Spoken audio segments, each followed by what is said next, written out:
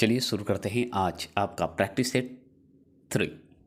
अब practice set जो 3 चालू करने जा रहे हैं ये पॉलिटिकल का पार्ट 3 है, जो कि आपने पार्ट 1 पार्ट 2 देखे होंगे।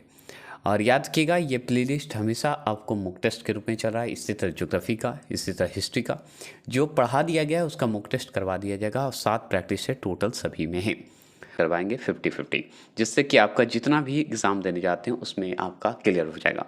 आप कोई भी एग्ज़ाम की तैयारी करते हो या यूपी टेट की तैयारी करते हो, यूपी पुलिस की तैयारी करते हो या बिहार की कोई भी एग्ज़ाम की तैयारी करते हो, सब में ये क्वेश्चन आता है, क्योंकि जीके जीएस हर एग्ज़ाम में आता है। अब डिपेंड करता है आप पे कि आप किस तरह से उस टॉपिक को पढ़ते हैं। अगर पूरा टॉपिक ध्यान से पढ़ेंगे तो 100% आपका एग्ज़ाम करेक्ट करने में आसानी होगा। या 10 ऑप्शन के हों या 5 ऑप्शन के हों या 3 ऑप्शन के हों, एग्ज़ाम करेक्ट होगा जब इसके हम डिटेल जानते हैं। तो याद रखेंगे, डिटेल आपको मैं दे रहा हूँ, बस आप इसे सुनने की काम खाली करें और कुछ न करें। ठीक है। बड़ा वीडियो बनाने का कारण ये है कि जैसे मौर्य और गुप्त वंश एक साथ मैंने बनाया था, इसलिए बड़ा वीडियो बनाया था। लेकिन मैं धीरे धीरे जितना टॉपिक जितना लंबा है उतना ही टाइम बनाया जा रहा है, कोई एक्स्ट्रा टॉपिक नहीं दिया जा रहा है। तो प्लीज़ उसे कोऑपरेट करेंगे और थोड़े से मैनेज करके आप भी उस वीडियो को पूरा देखेंगे। तो चलिए शुरू करते हैं। तो देखिए प्रैक्टिस सेट 3 शुरू करने जा रहे हैं और इसे हम अलग अलग करके शुरू करने जा रहे हैं। जैसे देखिए यहाँ पे शुरू कर देते हैं। तो चलिए पहला क्वेश्चन से सिर्फ मॉक टेस्ट देना है, इसमें कोई और डिस्कस नहीं करेंगे। चलिए इस क्वेश्चन को ध्यान से पढ़िएगा, ठीक है। इस क्वेश्चन को इसलिए पढ़िएगा क्योंकि इंपॉर्टेंट है। क्योंकि देखिए इसमें क्वेश्चन जो है आपको दिख रहा होगा कि निम्नलिखित में से किसको संविधान द्वारा मौलिक अधिकारों को लागू करने की शक्ति दी गई है। तो मौलिक अधिकारों को जो है शक्ति दी गई है वो किसके पास है। तो देखिए भारत के सभी न्यायालयों के पास तो नहीं है, ये भी जान लीजिए आप। न संसद के पास है, न राष्ट्रपति के पास है, ये भी जान लीजिए। है किसके पास, तो ये है सर्वोच्च न्यायालय एवं उच्च न्यायालय के पास है। तो सर्वोच्च न्यायालय और उच्च न्यायालय के पास ये शक्ति प्रदान है। तो इसका आंसर जो है आपको टिक लगाना है, ऑप्शन नंबर डी जो लगाए वो सही लगाएंगे। चलिएगा दूसरा प्रश्न का जवाब दीजिएगा। सिर्फ मॉक टेस्ट दे रहे हैं इसलिए इसमें कोई डिटेल हम नहीं देंगे, क्योंकि 50 क्वेश्चन है, कम समय में हमको करना है।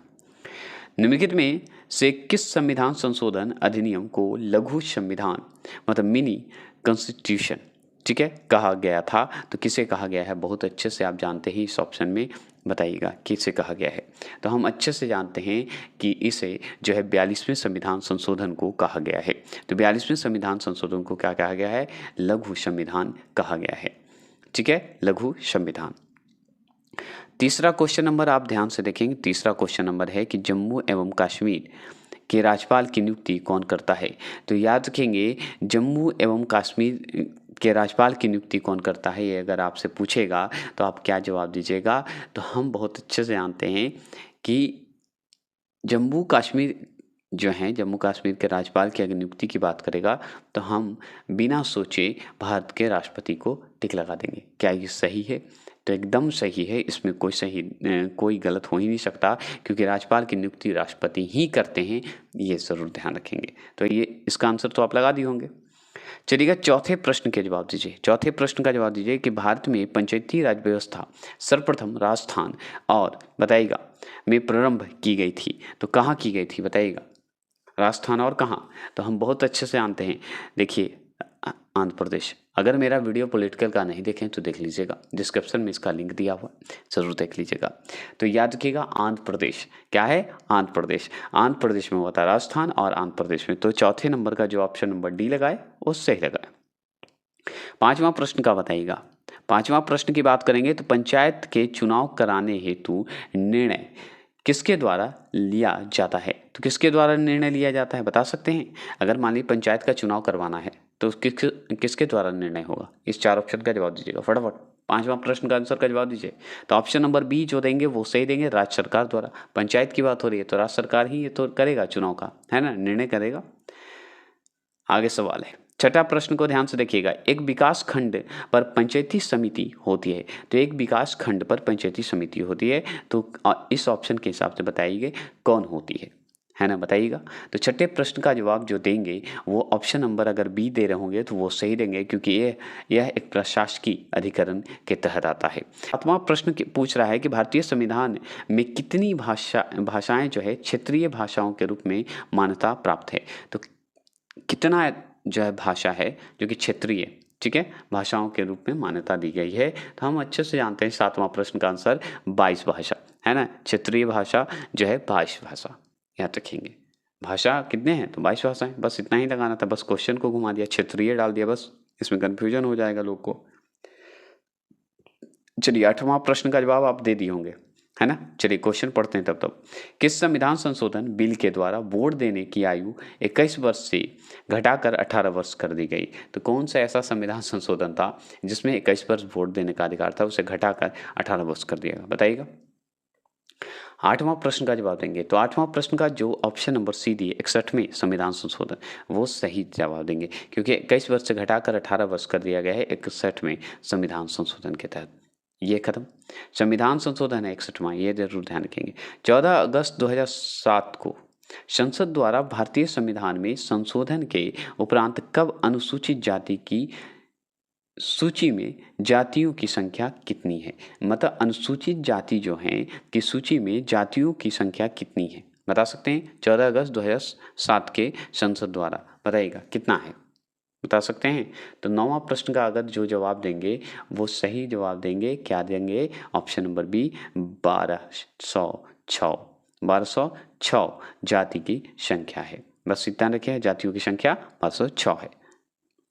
चलिएगा 10वां प्रश्न है, हमारे संविधान के अनुसार राज्यसभा का कार्यकाल है। तो बताइएगा हमारे संविधान के अनुसार अगर राज्यसभा का कार्यकाल पूछे तो हम बहुत अच्छे से जानते हैं कि 6 वर्ष है, राज्यसभा का 6 वर्ष है। तो इस ऑप्शन के हिसाब से बताइए क्या होगा। तो देखिए इसमें लिखा गया समाप्त होने का विषय नहीं है, तो राज्यसभा का कार्यकाल अगर पूछे तो इस जगह पे थोड़ा सा मिस्टेक कर दिया है, ठीक है, ध्यान रखिएगा। क्यों, तो देखिए राज्यसभा का कार्यकाल अगर पूछे तो 2 वर्ष में एक बार समाप्त हो जाता है, ठीक है, 6 वर्ष में समाप्त हो जाता है। तो देखिए क्वेश्चन को ध्यान से पढ़िएगा, जैसे मैंने बोला कि ये ऑप्शन तो सही नहीं होना चाहिए क्योंकि ऑप्शन नंबर डी जो है आंसर दे रहा है, लेकिन ये गलत है। लेकिन अगर क्वेश्चन पूरा चारों ऑप्शन आप देखिएगा उस हिसाब से ऑप्शन नंबर डी है। क्यों, देखिए कार्यकाल तो 6 वर्ष का होता है, लेकिन यहाँ पूछ रहा है कि 2 वर्ष में एक बार समाप्त हो जाता है, ऐसा कुछ नहीं है, राज्यसभा कभी भंग नहीं होता है ना, तो समाप्त की बात ही क्यों कर रहा है, कार्यकाल की बात करेगा। अच्छा वर्ष समाप्त होने की बात करेगा, समाप्त क्यों होगा भाई, राज्यसभा लोकसभा थोड़ी हो रहा है कि मंत्रिपरिषद डूबा तो सब डूब गया, है ना, तो ये तो है नहीं, तो ये तो गलत हो गया। ऑप्शन नंबर इसीलिए हो गया, समाप्त होने का विषय नहीं है राज्यसभा का कार्यकाल, ठीक है, याद रखिएगा। अगर यही बोलता कितने कार्यकाल तक रहते हैं, कितने कार्यकाल होंगे, तो ये 6 वर्ष होंगे। उसके बाद दो साल में बदलते रहते हैं वहाँ के लोग जो है राज्यसभा के सदस्य जो हैं। आप पढ़े थे, है ना, राज्यसभा के बारे में अगर नहीं पढ़े तो पढ़ लीजिएगा जाके, तो समझ में आ जाएगा, नहीं तो हमारी बात लगेगा बकवास सभी। एक विधेयक जो संसद में प्रस्तुत किया जाता है और कौन सी क्रिया के बाद जो है अधिनियम बन जाता है, के बाद जो है अधिनियम बन जाता है, तो बता सकते हैं। 11वां प्रश्न का जवाब देंगे तो ऑप्शन नंबर बी, जब राष्ट्रपति अपनी सहमति दे देता है तब बन जाता है, ठीक है। 12वां प्रश्न की बात करें तो एक गैर सदस्य के रूप में संसद के किसी एक सदन की कार्यवाही में भाग ले सकता है, तो बताइएगा किसमें कार्यवाही में भाग ले सकता है। तो 12वां प्रश्न का जवाब देंगे तो जो ऑप्शन नंबर सी देंगे वो सही देंगे, महान्यवादी देंगे। 13वां प्रश्न का जवाब दीजिए। 13वां प्रश्न है कि श्रीमती प्रतिभा पाटिल का भारतीय गणतंत्र में राष्ट्रपति के रूप में क्रम क्या है, कौन से क्रम में थे बताइए। अभी सारे आपको याद रखना होगा, कितने जो राष्ट्रपति जब बनी थी श्रीमती प्रतिभा पाटिल, वो कितने नंबर पे थी या कितना माँ जो है बताइएगा। तो 13वां प्रश्न का जवाब जो देंगे, क्या जवाब देंगे, शी 12वां जो है क्रम पे थी, तो 12वें क्रम पे बनी थी श्रीमती प्रतिभा पाटिल जो है राष्ट्रपति बनी थी। देखिए इस क्वेश्चन को थोड़ा सा ध्यान रखिएगा। क्या क्वेश्चन है कि भारत में एक चलित जो है न्यायालय मतलब मोबाइल कोर्ट, इनका मानस सूत्र मतलब ब्रेन चाइल्ड है कौन, मतलब इसे बनाने वाला कौन है, एक किनका ये विचार था। तो याद रखिएगा डॉक्टर APJ अब्दुल कलाम का ये विचार था जो है मोबाइल कोर्ट का। समझ गए, कोई दिक्कत नहीं ना, बहुत अच्छा क्वेश्चन था। मानस सूत्र मतलब होता है इसके जो है विचारक बताइए, ठीक है, किनके दिमाग में ये था, ये ध्यान रखिएगा। एक उच्च न्यायालय का न्यायाधीश अपना त्यागपत्र संबोधित करता है, तो अपना त्यागपत्र किसको देगा, अगर एक उच्च न्यायालय के न्यायाधीश को अगर त्यागपत्र देना है तो किसे देगा बताइएगा। इस ऑप्शन के हिसाब से बताइए कौन सा होगा, बताइएगा। तो इसका आंसर जवाब राष्ट्रपति को देगा। नॉर्मल बात है, न्यायाधीश अगर अपनी न्यायाधीश जो है अपना त्यागपत्र देना चाहता है तो राष्ट्रपति को देगा, है ना। त्यागपत्र के मामले में राष्ट्रपति को ही दिया जाता है, शपथ के मामले में भी ज़्यादातर राष्ट्रपति ही सम्मिलित होते हैं। 16वां प्रश्न है, संविधान के किस अनुच्छेद द्वारा सिखों द्वारा कृपाण धारण कृपाण धारण करना धार्मिक स्वतंत्रता का अंग माना गया है। ये दूसरा बार क्वेश्चन प्रैक्टिस सेट 2 अगर दिए होंगे तो उसमें भी ये क्वेश्चन पूछा था। तो सवाल क्या है कि संविधान के किस अनुच्छेद द्वारा सिखों द्वारा कृपाण धारण करना धार्मिक स्वतंत्रता का अंग माना गया है। तो किस में माना गया बता सकते हैं, बताइएगा फटाफट बताएंगे। 16वां प्रश्न का जवाब देंगे तो ऑप्शन नंबर बताइएगा बी होगा। क्या होगा? ऑप्शन नंबर बी होगा। अनुच्छेद 25 में ये कहा गया है। तो आर्टिकल 25 में क्या कहा गया है कि भाई सिख लोग कृपाण धारण कर सकते हैं, ये ज़रूर ध्यान रखिएगा, आर्टिकल 25 में रखा गया है। 17वां प्रश्न है कि राष्ट्रपति पर महाभियोग का आरोप संसद के किस सदन द्वारा लगाया जा सकता है? तो संसद के द्वारा बताइएगा लगाया जा सकता है। तो राष्ट्रपति पर महाभियोग का आरोप है, संसद के किस सदन द्वारा लगाया जा सकता है? तो हम बहुत अच्छे से जानते हैं कि संसद के किसी भी सदन द्वारा लगाया जा सकता है। क्या ये आंसर सही है? तो 17वां प्रश्न का जो ऑप्शन नंबर सी देंगे वही सही देंगे, क्योंकि संसद के किसी भी सदन से ये उठ सकता है कि भाई राष्ट्रपति में महाभियोग लगा सकते हैं। राज्यपाल को वेतन तथा भत्ता दिया जाता है। तो राज्यपाल को वेतन और भत्ता दिया जाता है कैसे, है ना। 18वां प्रश्न का जवाब दीजिए इस 4 ऑप्शन के हिसाब से बताएंगे। तो आप बहुत अच्छे से जानते हैं कि कंसोलिडेटेड फंड ऑफ स्टेट से दिया जाता है। तो काउंसिल, याद रखिए काउंसिल ऐसे बोलते हैं, council dated fund of state से दिया जाता है राज्यपाल को वेतन भत्ता। 19वां प्रश्न है कि केंद्र राज्य संबंध में राज्यों की स्थिति नगरपालिका की तरह होती है। तो बताइएगा नगरपालिका की तरह होती है, कैसी होती है? इस ऑप्शन के हिसाब से बताइए क्या होगा। 19वां प्रश्न का जवाब देंगे तो ऑप्शन नंबर डी, जो केंद्र राज्य की अगर बात करें, संबंध की बात करें, तो राज्यों की स्थिति नगरपालिका की तरह होती है। तो वो है वित्तीय रूप से राज्य का केंद्र पर निर्भरता होने के कारण होता है। तो वित्तीय रूप से मतलब पैसे के रूप से कहिए तो उसी रूप से राज्य का निर्भर होता है केंद्र पर, इसलिए ये नगरपालिका की तरह होता है। ठीक है। 20वां प्रश्न की अगर बात करें तो संविधान में हमारे राष्ट्र का उल्लेख किस या किन नाम या नामों से जाना गया है? तो संविधान में हमारे राष्ट्र का उल्लेख किस नाम से जाना गया है या किन नाम से जाना गया है, ये बताइएगा, या किन नामों से जाना जाता है। तो 20वां प्रश्न का जवाब देंगे तो जो ऑप्शन नंबर देंगे भारत और इंडिया के नाम से जाना जाता है हमारे संविधान में। ठीक है, भारत तथा इंडिया। आगे सवाल है 21वां प्रश्न है कि निम्नलिखित में कौन सा मूल अधिकार भारतीय संविधान में नागरिकों को नहीं दिया गया है? तो नागरिकों को कौन सा अधिकार नहीं दिया गया? तो बहुत अच्छे से आप लगा सकते हैं, बताइएगा क्या। तो देखिए ये यहाँ पे थोड़ा सा आपको लगेगा कन्फ्यूजन, लेकिन बताइएगा।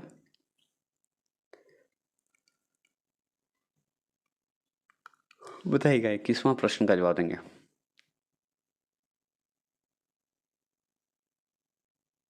देखिए शोषण का अधिकार ये तो है मौलिक अधिकार में, लिंग समानता का अधिकार है, और आपका देश में किसी भी भाग में बसने का अधिकार है। लेकिन सूचना का अधिकार जो आप देख रहे हैं यही तो नहीं है। सूचना का अधिकार आपका मूल अधिकार नहीं है, सूचना का अधिकार। 22वां प्रश्न है कि भारत के किस राज्य में सर्वप्रथम महिला मुख्यमंत्री हुई थी? देखिए सूचना का अधिकार इसलिए नहीं हुआ क्योंकि 3 जो ऑप्शन देख रहे हैं ये हम लोग के लोकल है, मतलब हम लोग के लिए पब्लिक है, लेकिन सूचना अधिकार आपको एक स्पेशल बताता है, इसलिए ये आंसर आपका होगा। ठीक है, नहीं के सेंस में। आपसे ये पूछ रहा है 22वां प्रश्न है कि भारत के किस राज्य में सर्वप्रथम महिला मुख्यमंत्री हुई थी? तो हम बहुत अच्छे से जानते हैं कि उत्तर प्रदेश में हुई थी। ठीक है, यूपी में हुई थी। तो इसका आंसर क्या मैंने जो यूपी बोला वो सही बताया? जल्दी कमेंट बॉक्स में कमेंट करें। तो यस यूपी में, याद रखिएगा यूपी में बने थे सबसे पहले महिला मुख्यमंत्री बनी थी।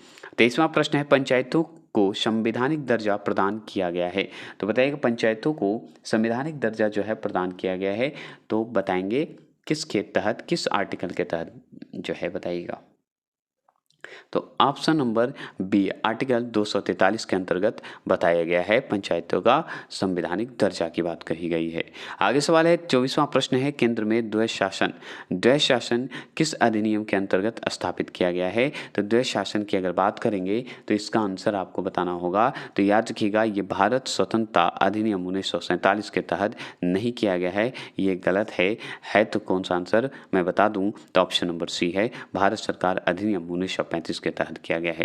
किसके तहत? 1935 के तहत। तो याद रखिएगा भारत सरकार अधिनियम 1935 के तहत क्या किया गया है? द्वैध शासन जो है अधिनियम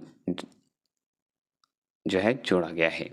ठीक है, द्वैध शासन को जोड़ा गया है भारतीय सरकार अधिनियम 1935 के तहत। समझ गया? चलिएगा 25वां प्रश्न है, इसमें मैंने एक मॉक टेस्ट है, अब भूल जाता हूँ कि इसमें डिटेल देना नहीं, मॉक टेस्ट दिलवा रहा हूँ, तो थोड़ा सा मैनेज करिएगा।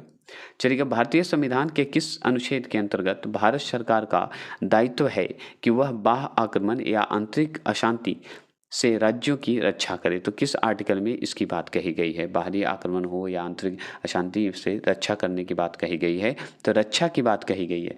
तो जैसे ही रक्षा की बात कही गई है तो आर्टिकल 355 याद रखिएगा। तो आर्टिकल 355 अनुच्छेद 355 में बताई गई है कि बाहरी आक्रमण हो या आपका जो है आंतरिक हो, उसमें आपको शांति बनाए रखना है। ठीक है, उसे कैसे शांति रूप से शांत करना है। गीत जो जन गण मन है को भारत के राष्ट्रगान के रूप में किस वर्ष स्वीकृति किया गया था? मतलब स्वीकृत किया गया था, अपनाया गया था। कब अपनाया गया था जन गण मन को राष्ट्रगान के रूप में? किस वर्ष ये पूछ रहा है आपसे, तो बताइएगा। 26 बताएंगे आंसर। तो ऑप्शन नंबर सी 1950 में किया गया था। खत्म बात, आगे बढ़े। 1950 में जनगण मन, ठीक है, हम लोग स्वीकृत किए थे, अपनाए थे। 27वां प्रश्न है, भारत का अंतिम अंग्रेज वायसराय कौन था? तो भारत का अंतिम अंग्रेज वायसराय अगर पूछे तो हम बहुत अच्छे से जानते हैं, लॉर्ड माउंटबेटन। कौन? लॉर्ड माउंटबेटन जो है अंतिम है। ठीक है, यही अंतिम वायसराय अंग्रेजी वायसराय था, अंग्रेज वायसराय था। 28वां प्रश्न की बात करें तो संविधान सभा के सदस्यों ने भारत के संविधान का प्रारूप तैयार किया, वे थे कौन? जो तैयार करने वाले थे, प्रारूप जो तैयार किए संविधान का, ठीक है, वो बताइएगा कौन थे। मतलब भारतीय संविधान के सदस्यों ने जो है भारत का जो संविधान का जो प्रारूप तैयार किए वो थे, कौन थे बताइएगा। तो ऑप्शन नंबर सी देख रहे होंगे, विभिन्न प्रदेशों की विधानसभाओं में चयनित उम्मीदवार ही थे, विधानसभा के जितने भी चयनित उम्मीदवार थे वही थे। ठीक है, 29वां प्रश्न की बात करें तो 29वां प्रश्न याद रखिएगा, संविधान का मसौदा तैयार करने वाली समिति जिसे ड्राफ्टिंग कमेटी के अध्यक्ष जो हैं माने जाते हैं वो कौन थे बताइएगा, इस ऑप्शन में से बताइएगा। संविधान का मसौदा तैयार करने वाली समिति के अध्यक्ष कौन थे, मतलब ड्राफ्टिंग कमेटी के अध्यक्ष कौन थे, यही पूछ रहा है। तो 29वां प्रश्न का जवाब दीजिए। तो हम जानते हैं वी.आर. अम्बेडकर थे। जैसे ही मसौदा तैयार करने की बात हो या ड्राफ्टिंग कमेटी की बात हो तो वो हम वी.आर. अम्बेडकर को याद रखेंगे। ठीक है, संविधान प्रारूप समिति में अध्यक्ष को मिलाकर सदस्य शामिल थे। तो बताइएगा संविधान का प्रारूप समिति था, उसमें जो है अध्यक्ष को मिलाकर सदस्य शामिल थे, कितने सदस्य शामिल थे ये पूछ रहा है आपसे, समझ गए। तो ये याद रखिएगा 7 सदस्य सम्मिलित थे, मतलब अध्यक्ष को मिलाकर, ऐसे 6 हो गए, ऐसे 7 हो गए टोटल। आपसे पूछेगा 31वां प्रश्न, संविधान सभा द्वारा भारत के संविधान को तैयार करने के लिए कितनी समितियां का गठन की गई थी? तो कितनी समितियां जो है बताइएगा गठन की गई थी उस समय संविधान को तैयार करने के लिए? तो 31वां प्रश्न का जवाब दीजिएगा। तो ऑप्शन नंबर ए 13 समितियां जो है गठित की गई थी। ठीक है, संविधान को तैयार करने के लिए। आपसे पूछेगा 32वां प्रश्न है, कैबिनेट मिशन प्लान के अधीन बनी संविधान सभा में कितने सदस्य थे? तो कितने सदस्य थे बता सकते हैं? तो हम बहुत अच्छे से जानते हैं 389 सदस्य थे, 389 सदस्य बताए जाते हैं। इसका कंफर्म अभी नहीं जो है यही है 389 सदस्य। कैबिनेट मिशन जो प्लान आया था उसके अधीन अगर संविधान सभा का जो है कितने सदस्य थे तो 389 बताइएगा। जैसे कि आपको 289 भी लग रहा होगा लेकिन होगा 389। ठीक है, याद रखिएगा। देखिए, भारत के संविधान कब लागू हुआ? तो भारत का संविधान जो है कब लागू हुआ, ये आपसे पूछेगा अगर 33वां प्रश्न की बात करते हैं। तो भारत के संविधान कब लागू हुए? बहुत ईज़ी प्रश्न है लेकिन बहुत को गलत होता है। तो 26 जनवरी 1950 को जो है लागू हो गया था। अंगीकृत की बात करेगा तो 26 नवंबर 1949 याद रखेंगे। ऐसे 26 जनवरी 1950 को जो है लागू हो गया था। आगे सवाल है कि भारत का विभाजन किस तिथि से प्रभाव में आया? तो भारत का जो विभाजन हुआ था, विभाजन की तिथि पूछेगा कि कब, कौन से प्रभाव में आया था, कब बताएगा, डेट पूछ रहा है आपसे। तो ऑप्शन नंबर ए 15 अगस्त 1947 को विभाजन की बात होगी, बंटवारा की बात होगी तो 15 अगस्त 1947। कितना सिंपल था, लेकिन इसमें बहुत लोग कन्फ्यूज हो जाते। ठीक है, आगे आपसे पूछेगा कि भारत एक संप्रभु लोकतांत्रिक गणराज्य बना तो कब बन गया था? बता सकते हैं? गणराज्य की बात हो रही है तो गणराज्य तो 50 के लमसम हुआ था, लेकिन क्या ये सही है कि नहीं, कमेंट बॉक्स में करेंगे। तो एकदम सही है, 26 जनवरी 1950 को जो है हमारा भारत गणराज्य बन गया था, लोकतांत्रिक गणराज्य बन गया। ठीक है, देखिए ध्यान से पढ़िएगा, ये क्वेश्चन को चुकिएगा तो बहुत समझिए नंबर को चूक जाइएगा। निम्नलिखित में से भारतीय संविधान के ऊपर सबसे अधिक किसका प्रभाव पड़ा था? तो इस ऑप्शन के हिसाब से आप बहुत अच्छे से जानते हैं कि भारत सरकार अधिनियम 1935 का सबसे ज़्यादा प्रभाव पड़ा है। ठीक है, किस पे? संविधान पे, भारतीय संविधान पे। अगर पूछे 37वां प्रश्न, विश्व में लिखित संविधान किस देश का सबसे विस्तृत है? तो हम जानते हैं जैसे ही लिखित और विस्तृत की बात होगी तो भारत के सिवा और कोई नहीं हो सकता। चलिए 38वां प्रश्न, स्वतंत्रता प्राप्ति के पश्चात भारतीय राष्ट्रीय कांग्रेस का पहली बार विभाजन कब हुआ? तो पहली बार विभाजन कब हुआ था, बता सकते हैं? भारतीय राष्ट्रीय कांग्रेस का पहली बार विभाजन कब हुआ था? स्वतंत्रता प्राप्ति के बाद, स्वतंत्रता प्राप्त होने के बाद की बात कर रहा है। तो 38वां प्रश्न का जवाब आप अच्छे से जानते हैं कि 1969 में हो गया था। तो 1969 में फिर विभाजन हो गया था, याद रखिएगा। स्वतंत्रता प्राप्ति के पश्चात भी हुआ था विभाजन, जो कि 1969। आपसे पूछेगा कि संविधान की प्रारूप समिति के समक्ष प्रस्तावना को किसने प्रस्तावित किया था? तो कौन भाई प्रस्तावना लाए थे? जब प्रारूप समिति आया था उसी समय जो है प्रस्तावना की बात भी हुई थी, तो कौन लाए थे, कौन व्यक्ति थे, बताइएगा। तो जवाहरलाल नेहरू लाए थे, याद रखिएगा। प्रस्तावना का जो है प्रस्ताव जो है समकक्ष जो है समक्ष जो है बताइएगा प्रस्तावना की, तो जवाहरलाल नेहरू। ठीक है, ये क्लियर हो गया। चलिएगा 40वां प्रश्न। अब 40वां प्रश्न की बात करते हैं। 40वां प्रश्न को ध्यान से देखिए, निम्नलिखित में कौन भारत को एक धर्मनिरपेक्ष राज्य बताता है? तो कौन धर्मनिरपेक्ष राज्य बताता है? तो हम अच्छे से जानते हैं, ऑप्शन नंबर डी, संविधान की प्रस्तावना जो है हमें धर्मनिरपेक्ष राज्य बताता है। 41वां प्रश्न है, वर्ष 1947 के बाद निम्नलिखित में से किस राज्य को भारत के संघ के साथ बलपूर्वक मिलाया गया? तो वो था हैदराबाद। हैदराबाद को बलपूर्वक मिलाया गया था। जैसे ही भारत जब आज़ाद होने लगा, बंटवारे होने लगे थे उस समय 47 में, तो उस समय क्या हुआ था कि हैदराबाद भी सोचा कि मैं तो एक अलग प्रांत बनाऊंगा। तो भाई ऐसे कैसे हो सकता है? तो उसी समय बलपूर्वक सैनिक के तहत इसे हम लोग हैदराबाद को अपने में मिला दिए थे। तो ये सही आंसर है, ये ध्यान रखिएगा। आपसे पूछेगा 42वां प्रश्न की बात करते हैं, तो देश रियासतों के एकीकरण का श्रेय जो है किसको जाता है? एकीकरण का श्रेय किसको जाता है? तो हम जानते हैं option number C, Sardar Patel को जाता है एकीकरण। मतलब हमारा जो राज्य का जो है एकीकरण की बात करें, देशी रियासत को मिलाने की बात करें, विलय की बात करें, अपने इंडिया में बनाने की बात करें, तो वो है सरदार पटेल की। सरदार पटेल नहीं होते तो आज हैदराबाद हमारे पास नहीं होता, ऐसे याद रखेंगे। 43वां प्रश्न है कि भारत का संविधान भारत को कैसे वर्णित करता है? तो भारत का संविधान जो है भारत को कैसे वर्णित करता है, ये सवाल आपसे पूछता है। तो ऑप्शन नंबर बी, राज्यों का संघ बताता है। राज्यों का संघ जो है बताया जाता है, ये ज़रूर ध्यान रखिएगा। ठीक है, हमारा भारत का संविधान जो है वर्णित करता है कि हमारा राज्यों का संघ है, राज्यों का संघ है ही। किसने कहा था कि राष्ट्र का नीति निदेशक तत्व ऐसा चेक है जिससे सुविधापूर्वक जो है भुनाया जा सकता है। भुनाया मतलब भंजाया जा सकता है, मतलब एक तरह से उसे कभी भी मतलब संशोधित कर सकता है। राज्य सरकार द्वारा कुछ भी कानून बना सकता है इसके द्वारा। किसके द्वारा? नीति निर्देशक तत्व के तहत। तो बताइएगा कौन बोले थे भाई, ये व्यक्ति बोलने वाले कौन थे? तो हम जानते हैं के.टी. शाह बोले थे। इस डायलॉग को के.टी. शाह बोले थे। ठीक है। चलिए 45वां प्रश्न है कि भारत का संविधान जो है कैसा है, बताइएगा।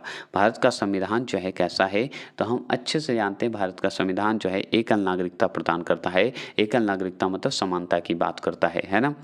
आगे सवाल है 46वां प्रश्न है, भारतीय नागरिकता के लिए आवेदन करने से पहले किसी व्यक्ति के लिए न्यूनतम कितने समय तक भारत में रहना अनिवार्य है। तो हम बहुत अच्छे से जानते हैं कि अगर नागरिकता पाना है तो 10 वर्ष तो होना आवश्यक है। तो 10 वर्ष आपको होना आवश्यक है। तो ऑप्शन नंबर जो है डी इसका होगा। 47वां प्रश्न की बात करें तो समान नागरिक संहिता जो है बताइएगा किस राज्य में लागू किया गया। तो हम बहुत अच्छे से जानते हैं कि समान नागरिक संहिता अगर बात करें तो बताइएगा कौन सा आंसर होगा। तो आप जानते हैं गोवा में किया गया था।